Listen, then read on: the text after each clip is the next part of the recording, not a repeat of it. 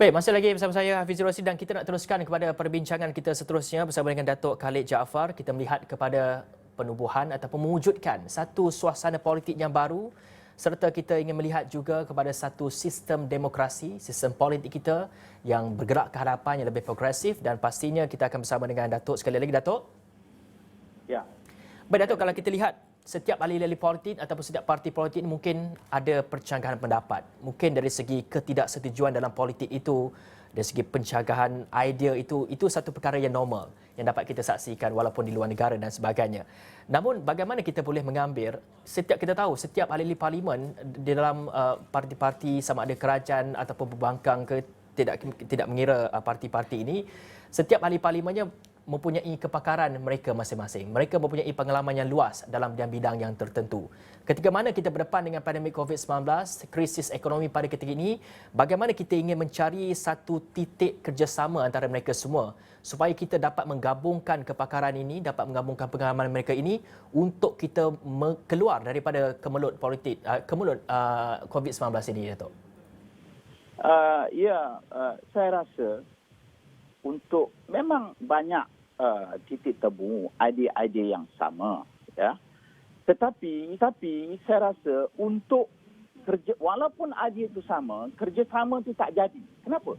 Ya, mungkin kerana dalam sistem kita ni ada racun-racun ataupun toksit yang perlu kita keluarkan daripada sistem kita ini, ya, yang tidak memungkinkan kerjasama yang konstruktif dan kreatif daripada pelbagai pihak, ya. Tadi disebutkan oleh, saya tengok tadi ya daripada awal ni, yang berhormat Ong Kiang memberikan cadangan yang bernas, bagaimana kerajaan perlu reach out kepada pembangkang, ya. Saya rasa semua pihak perlu memberikan peranannya, termasuk rakyat biasa, pengamal sosial media dan sebagainya, ya. Jadi kita mahu suasana yang perspektif, ya. Jadi bila kerajaan menghulur tangan, reaching out, ya, tak adalah kita tolak mentah-mentah tanpa fikir, tanpa berbincang dahulu, ya. Misalnya Tan Sri Muhyiddin, ya, memberikan cadangan yang unprecedented, yang amat bersejarah, tak sampai 24 jam ditolak mentah-mentah begitu tanpa dibincang, ya, tanpa minta berjumpa dengan Perdana Menteri untuk bincang tawaran tersebut. Bagaimana ianya boleh dilaksanakan? Jadi ianya memerlukan kesalingan, sikap kesalingan, reciprocity itu sangat penting daripada pembangkang dan juga daripada kerajaan, ya. Kita tidak boleh mengatakan kerajaan yang desah dibentuk, Perdana Menteri yang sah, dipilih oleh yang di-Persatuan Agong secara mengikut perlembagaan, ya, sebagai kerajaan pintu belakang, Perdana Menteri pintu belakang, kerajaan tebuk atap dan sebagainya. Bila dah ikut perlembagaan, kita terima dia sebagai Perdana Menteri dan mainkan peranan kita dan melakukan engagement tersebut, ya. Dan kita juga lihat di sini golongan daripada NGO, pemikir dan juga pengamal sosial media juga tidak jadi golongan yang dapat membantu membina suasana ataupun persekitaran yang boleh berlakunya sintesis ataupun kerjasama politik demi kepentingan rakyat.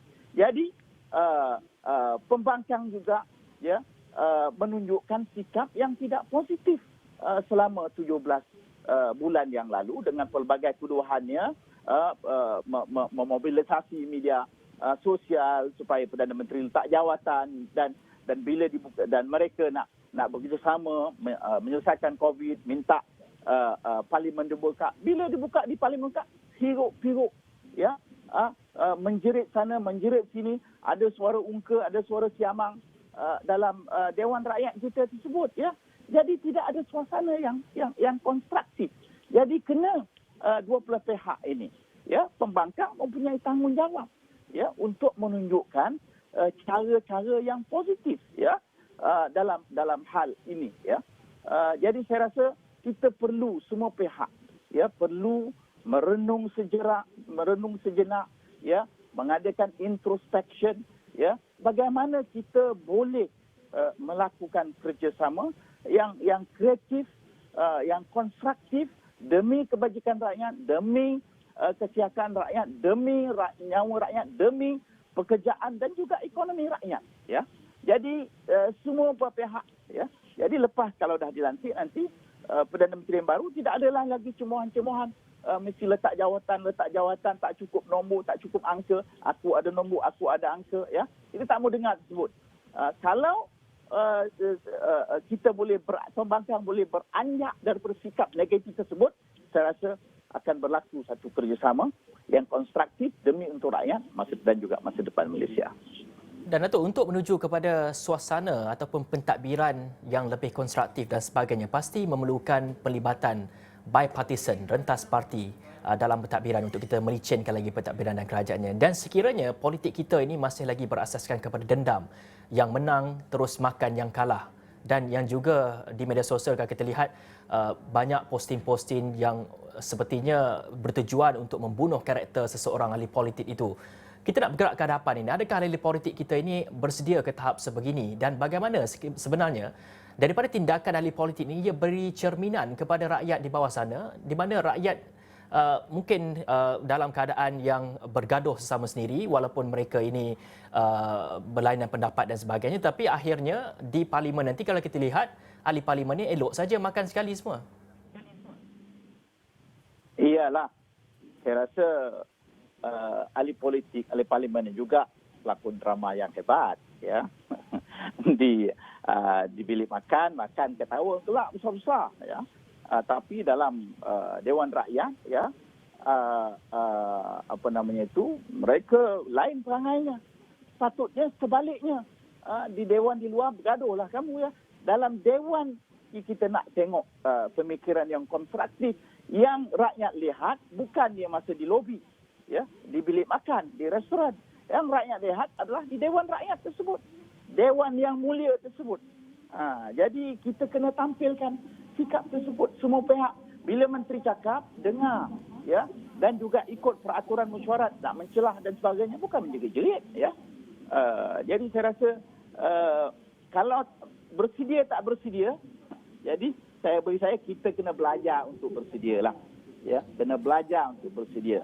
Tengok balik sejarah kita macam mana ya, bagaimana kita boleh maju ke depan. Kita nak demokrasi Malaysia ini demokrasi yang berpencerahan, enlightened, broad-minded, ya, bukan narrow-minded, bukan terlalu partisan. Ya.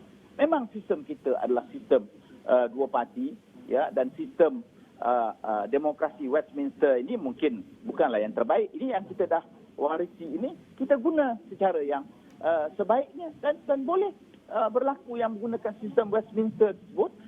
Ini juga encelamkan boleh berjalan dengan konstruktif.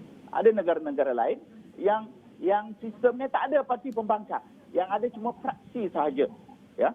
Jadi tidak begitu tegang, ya. Jadi kita kena lihat possibility.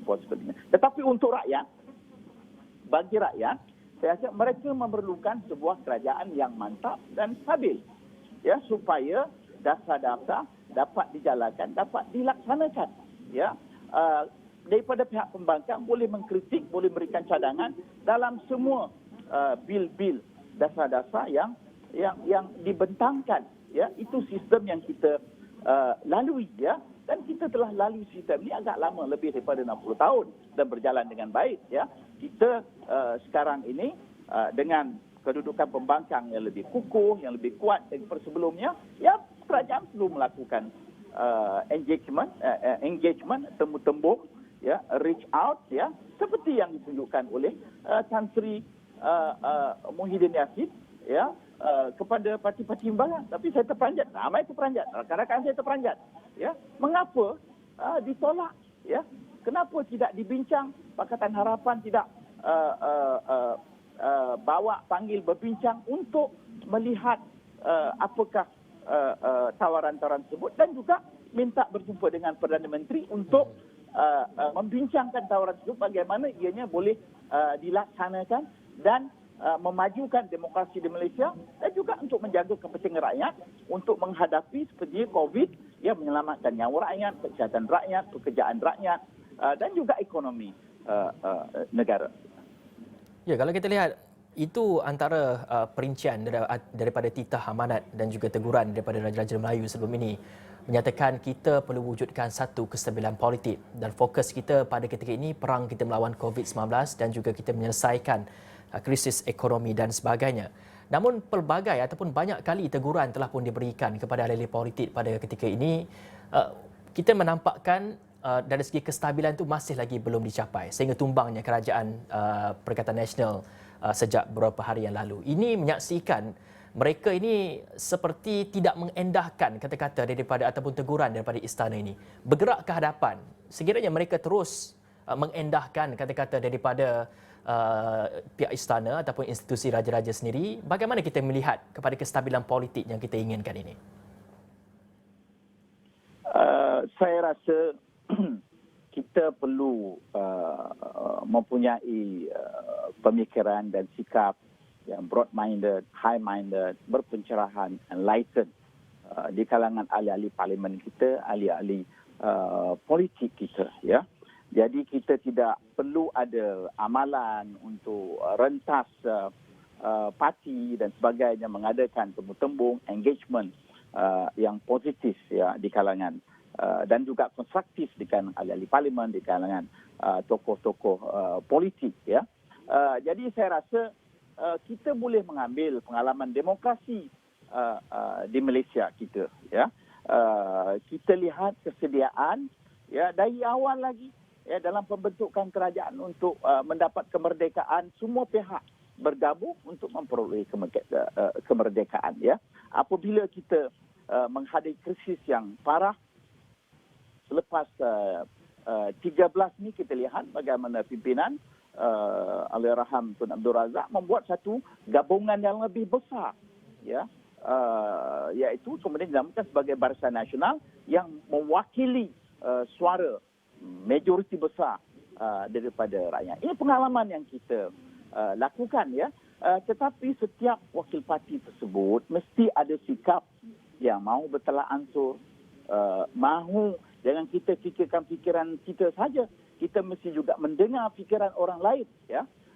Sedia mendengar, bukan saja kita bercakap, kita juga mahu ahli politik yang sedia juga mendengar ya, bukan saja bercakap ya. Jadi kita bukan sahaja di sini sebagai ahli politik, tapi kita mahu ahli politik kita itu menjadi negarawan ya, mentaliti negarawan, statesman's mind. Itu yang kita perlukan. Kalau kita ahli politik kita dengan fikiran sempitnya, fikiran picisannya ya, hanya ikut apa yang dikatakan parti 100% nak ikut, bertaklid dengan parti, bertaklid dengan keputusan presiden ataupun Setiausaha Agungnya ya, memanglah takkan maju demokrasi kita ini ya.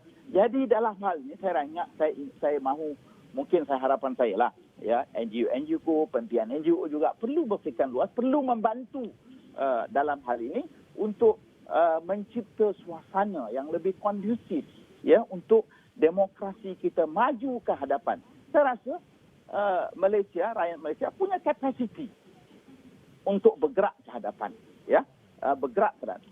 Rakyat sedia berubah ya, tetapi adakah ahli politik kita sedia berubah ya, mempunyai fikiran yang bernas, yang berpencerahan ya, untuk memikirkan the larger interest of the country, the larger interest of the people, bukan sekadar kepentingan parti politik masing-masing, kepentingan sempit parti politik masing-masing. Saya rasa itu sikap yang sangat pentinglah ya, dan perkara ini belum dapat kita lihat lagi ya. Mungkin di kalangan ahli-ahli politik muda seperti yang berhormat Yong Kai Meng, yang berhormat Tony Tua mencerminkan sikap tersebut, harapan tersebut. Saya rasa mereka juga gelisah ya dengan sikap sikap keras dari parti masing-masing ya, dan mereka juga mencerminkan aspirasi daripada generasi muda baru Malaysia yang mahu politik yang lebih fleksibel, ya, lebih mahukan engagement, bertukar fikiran, yang lebih enlightened, ya. Saya rasa rakyat bersedia, ya. Saya berharap rakan-rakan daripada pembangkang, saya tahu kawan-kawan saya ramai dalam Pakatan Harapan tersebut, ya, tidak lupa kepada agenda pencerahan mereka yang supaya kita mahu ke hadapan, ya, dan membawa kemajuan kepada demokrasi Malaysia ini. Dan Datuk, sekiranya kerajaan dibentuk nanti, saya pasti prinsip-prinsip parti dan juga mungkin ada pandangan parti yang sendiri mungkin perlu kita tolak ke tepi. Kerana apabila sebuah kerajaan ini sudah dibentuk, kita perlu bergerak dalam satu kumpulan yang besar dan fokus kita adalah untuk kembalikan kesejahteraan rakyat dan juga untuk kita keluar dari kemelut pandemik COVID-19 ini.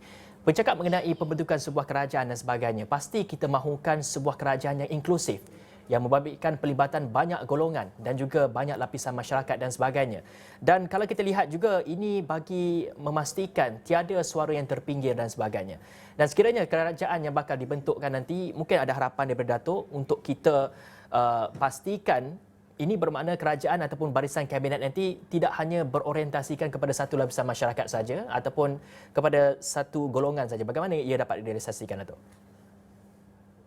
Ya, saya rasa ianya boleh direalisasikan, dapat dilaksanakan, ya, dengan semua pihak, dengan peranan semua pihak, perubahan sikap semua pihak, kerajaan dan juga pembangkang, ya.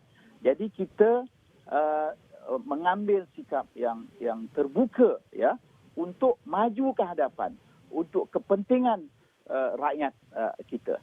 Dan juga saya rasa kepentingan parti masing-masing akan terjamin, ya, akan terjamin apabila kita mengambil sikap yang pro rakyat.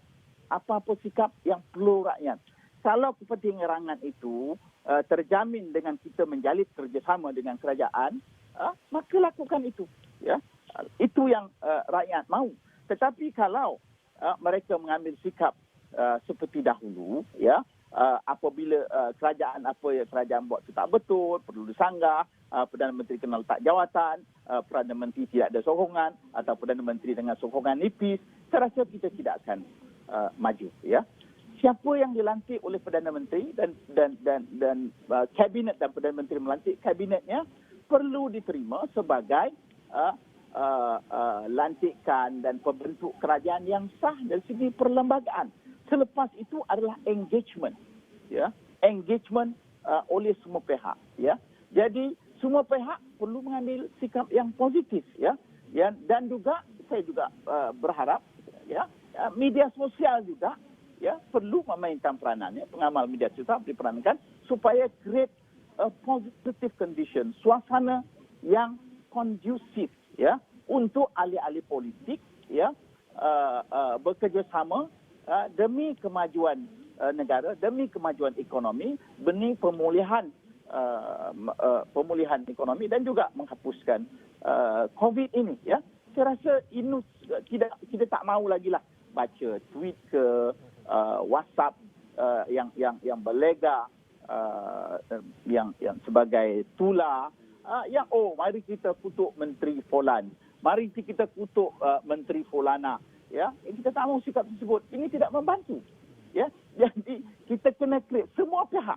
Satu lagi persoalan yang timbul adalah apakah makna strategi UMNO ini, di mana 15 MP telah pun menyatakan mereka tarik sokongan keluar daripada Pakatan Nasional, kini bertaut kembali dalam satu pakatan yang sama. Semua ini kita akan bersama dengan Datuk Khalid Jaafar, Pengerusi Institut Kajian Dasar, bersama dengan kita untuk kita mengupas mengenai isu ini. Assalamualaikum. Selamat pagi, Datuk.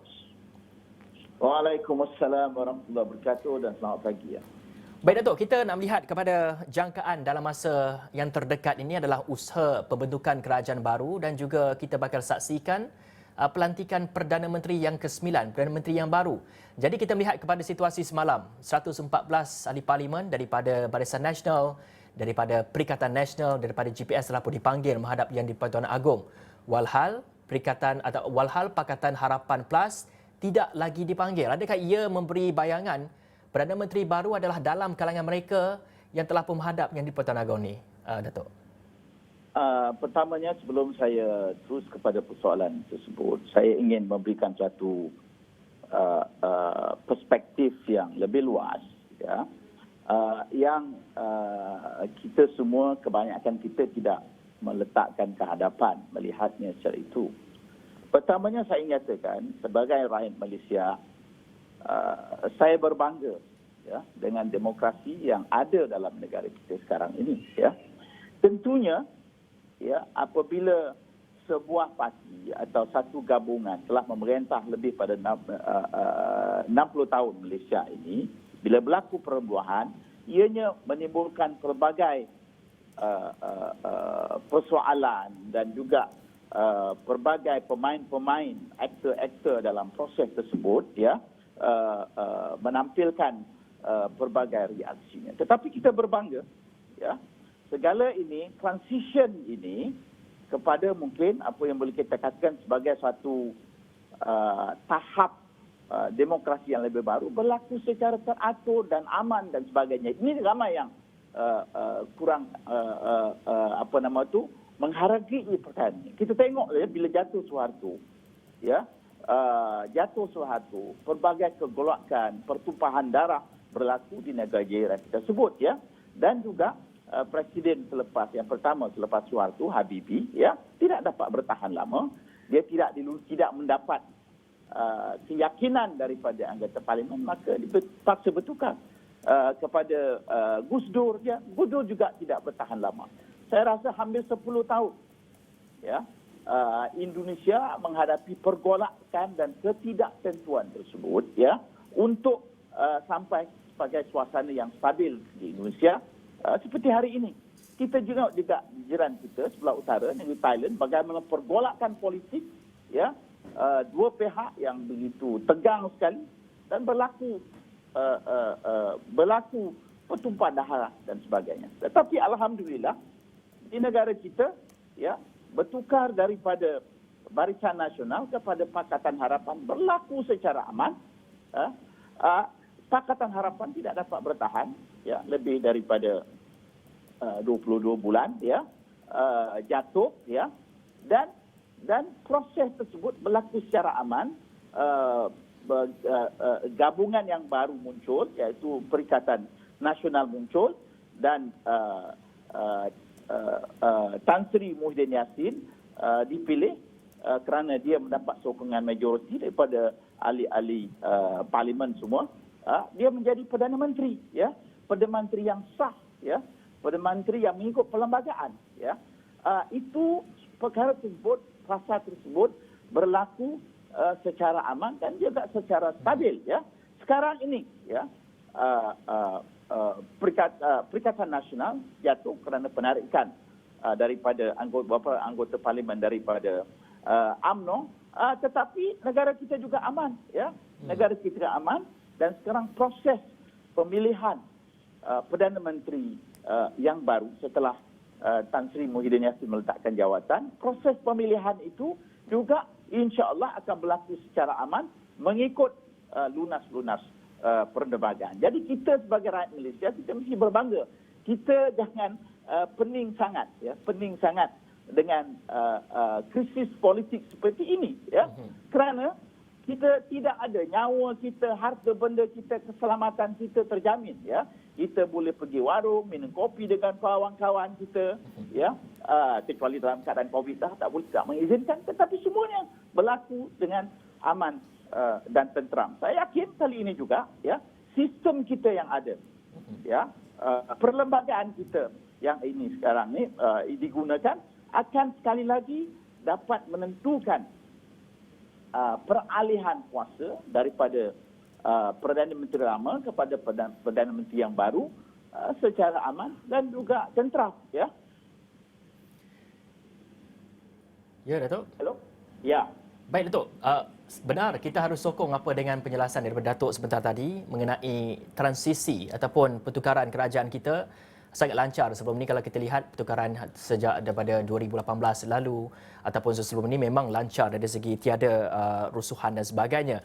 tidak seperti negara-negara lain sebagai contohnya. Dan kalau itu kita melihatkan kepada tahap kematangan rakyat kita, namun kalau kita lihat kepada transisi pertukaran kerajaan pada kali ini, kita tahu penarikan sokongan dan sebagainya. Dan kalau kita melihat juga kepada pembentukan kerajaan yang pada masa akan datang ini, saya kira dalam sekitar 2 ke 3 hari nanti mungkin isu ini mungkin dapat diselesaikan ataupun kita dapat saksikan kerajaan yang baru dan juga Perdana Menteri yang baru dan sebagainya.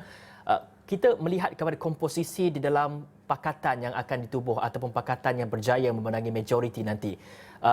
Sebagai contohnya semalam telah pun diberi bayangan, tapi ini masih belum disahkan lagi, diberi bayangan Perikatan Nasional mungkin mempunyai majoriti yang cukup, iaitu 114 dan sebagainya. Namun kalau kita lihat kepada pakatan yang bakal ditubuhkan nanti, ada parti-parti komponennya menyatakan hasrat mereka tidak mahu barisan kabinet yang dibentuk nanti melibatkan mereka yang terlibat dalam kes mahkamah dan sebagainya. Dan apa yang diperjelaskan oleh Perikatan Nasional sebagai contohnya, mahukan pengasingan kuasa dan sebagainya. Adakah sebenarnya kita mampu untuk merealisasikan perkara-perkara sebegini, Datuk? Saya rasa ini satu perkembangan yang sangat positif dan kita mesti kasih pujian kepada Tan Sri Muhyiddin Yassin yang mengetuai gabungan Perikatan Nasional tersebut. Ya, beliau, saya rasa beliau meletakkan jawatan secara terhormat dan beliau yakin proses pemilihan pengganti beliau adalah satu aman dan juga tentram dan kepentingan rakyat terjamin. Ya, beliau mungkin melakukan tactical move, saya rasa, ya, supaya segala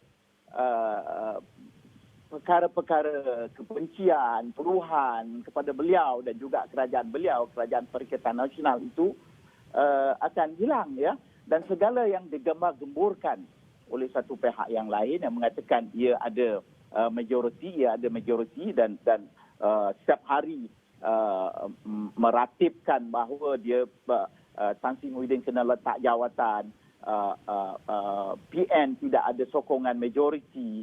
Jadi itu semua kita nampak sekarang ini berdasarkan apa yang berlaku merupakan satu ilusi, ya, merupakan satu ilusi daripada satu pihak, ya.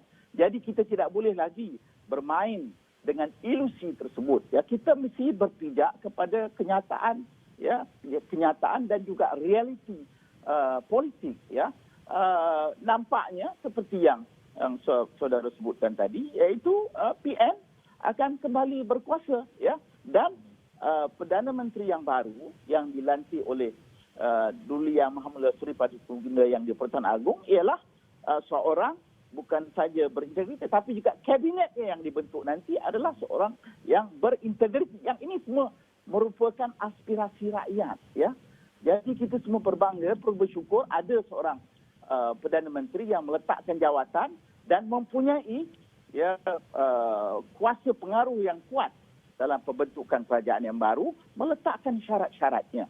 Ya, jadi beliau mahu sistem yang beliau pimpin selama 17 bulan yang lalu berterusan.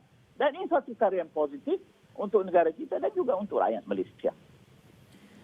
Tapi apa yang Datuk katakan tadi, ini aspirasi rakyat ini diangkat dan ini kita melihat kepada kesungguhan daripada Tan Sri Muhyiddin Yassin yang terpaksa meletakkan jawatan disebabkan oleh tidak cukup majoriti dan sebagainya.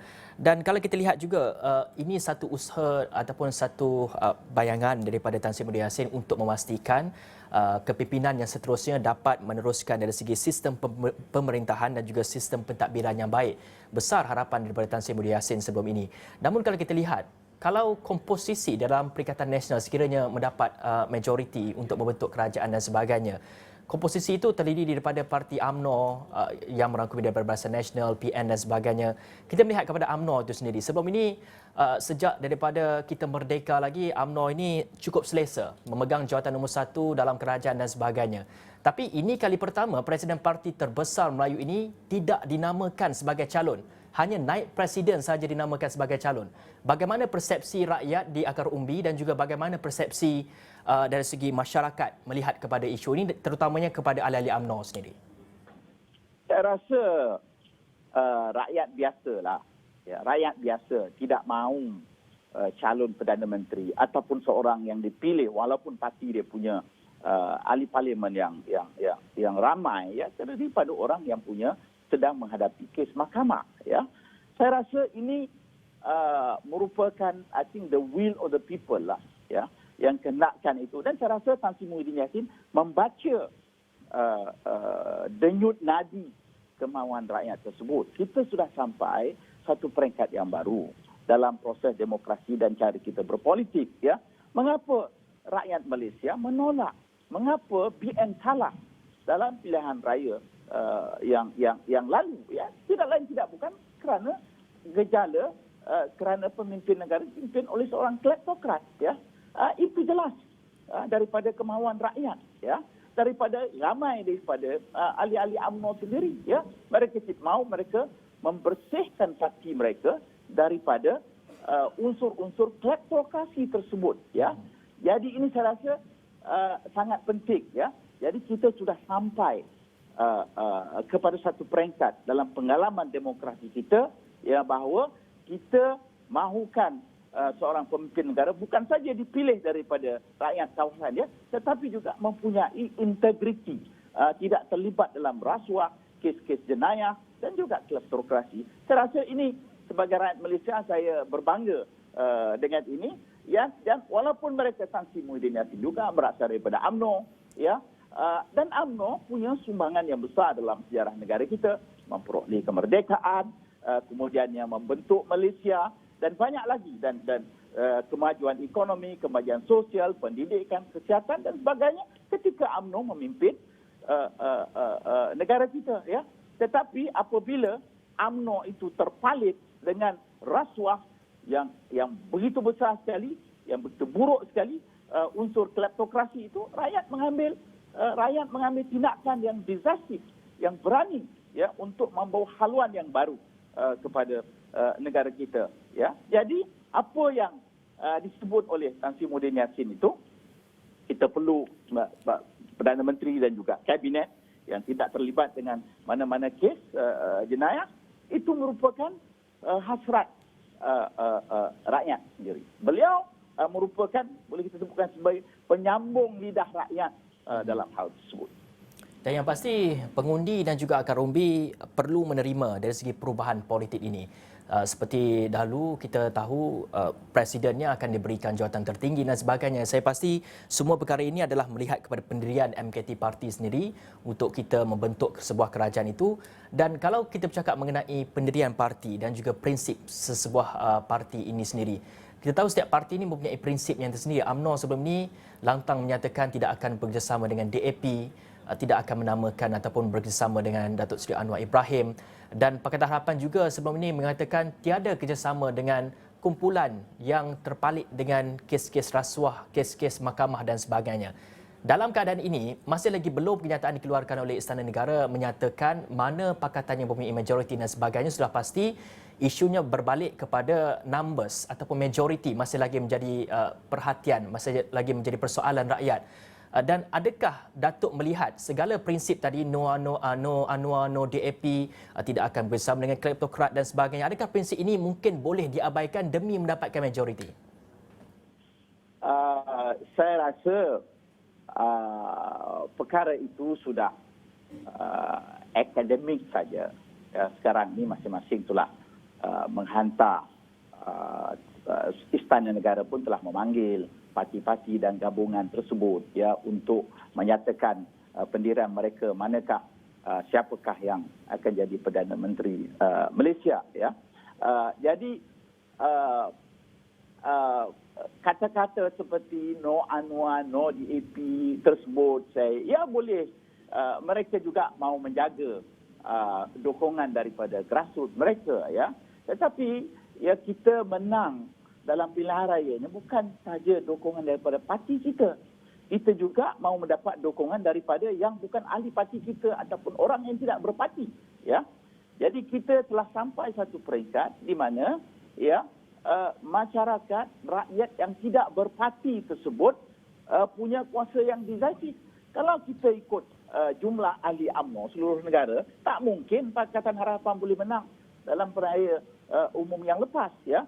Oleh itu rakyat biasa, bukan ahli, dan juga UMNO sendiri, saya yakin, ya, juga mahukan haluan yang baru, ya, kepada negara kita. Oleh itu mereka bukan saja memberikan signal, tetapi mereka melalui undi mereka yang decisif menentukan bahawa kita mahu kemajuan, ya, kita mahu ke depan, kita mahu ada dignity, ya, dan kita tidak mahu dipanggil sebagai sebuah negara yang dipimpin oleh kleptokrat, ya. Ini satu perkembangan yang positif dalam demokrasi di Malaysia ini, dan masih sekarang ini, ya, kerana perubahan yang besar secara aman berlaku ini, kita menjadi model kepada negara-negara yang lain, ya. Bahkan negara ASEAN pun melihat kepada model di Malaysia ini. Dulu mereka kebanyakan takut, ya, untuk menukar kerajaan, ya. Bila tukar kerajaan ini berlaku chaos, ya, ketidaktentuan dan sebagainya, ada kematian, ada rusuhan dan sebagainya. Tetapi kita di Malaysia kita tunjukkan, ya, perubahan daripada BN kepada perikatan kepada Pakatan Harapan kepada PN, ya, berlaku secara aman, ya. Jadi tak perlu takutlah untuk tukar kerajaan ini atau tukar Perdana Menteri ini, ya. Rakyat mahukan proses pelantikan ini cepat supaya kita dapat fokus kepada COVID-19 dan juga krisis ekonomi. Dan kalau saya buat tinjauan di media sosial sebagai contohnya, Datuk, rakyat telah pun menganjurkan ataupun telah membuat satu petition menolak calon ini dan juga menyokong calon ini dan sebagainya. Mungkin Datuk dapat terangkan sedikit, adakah ia ini sebagai satu bentuk perspektif semata-mata, dan juga adakah ia bakal mengubah ataupun boleh mengubah, berupaya mengubah dari segi lanskap politik kita dan juga keadaan semasa, Datuk? Saya rasa pihak-pihak tersebut tidak mencerminkan majoriti rakyat Malaysia, ya. Jadi rakyat Malaysia majoritinya yakin dengan institusi Raja Berperlembagaan dengan peranannya yang termaktub dalam perlembagaan, ya. Jadi petition-petition seperti tersebut banyak kita dengarlah, tak ada kesan apa-apa pun, ya. Jadi kita tidak boleh mengambil tindakan berdasarkan petition dalam yang ditularkan dalam media sosial, ya. Yang perlu adalah kita melakukan sesuatu yang betul mengikut peruntukan perlembagaan, ya. Dan dalam masa-masa yang lepas, yang lalu, yang di-Pertuan Agong telah melaksanakan tugasnya dengan baik dan juga cemerlang. Dan saya yakin juga perkara tersebut akan diulangi. Jadi kita janganlah mendahului, ya, keputusan yang di-Pertuan Agong, ya. Dan bila Pertuan Agong telah membuat keputusan berdasarkan perlembagaan, peruntukan perlembagaan, dan kita terima tersebut, ya. Jangan pula kita mula balik semula, ya. Tabiat buruk, membuat petition, tolak ini, tak terima lah dan sebagainya. Itu menyebabkan barahnya nanti adalah kepada rakyat, ya. Maknanya kerajaan tidak dapat menjalankan fungsinya dengan berkesan. Hari ini yang diperlukan rakyat adalah sebuah kerajaan yang stabil dan juga efisien, cekap melaksanakan fungsi-fungsinya untuk melawan COVID, memulihkan semula ekonomi, ya, membawa pelaburan datang, meningkatkan kita punya perdagangan antarabangsa dan sebagainya, ya. Anak kita dapat bersekolah dengan baik, ya, cemerlang dalam pendidikan. Itu yang rakyat mahukan, ya. Jadi kita jangan campurlah, ya, peranan yang di-Pertuan Agong yang untuk melantik seorang Perdana Menteri mengikut peruntukan perlembagaan.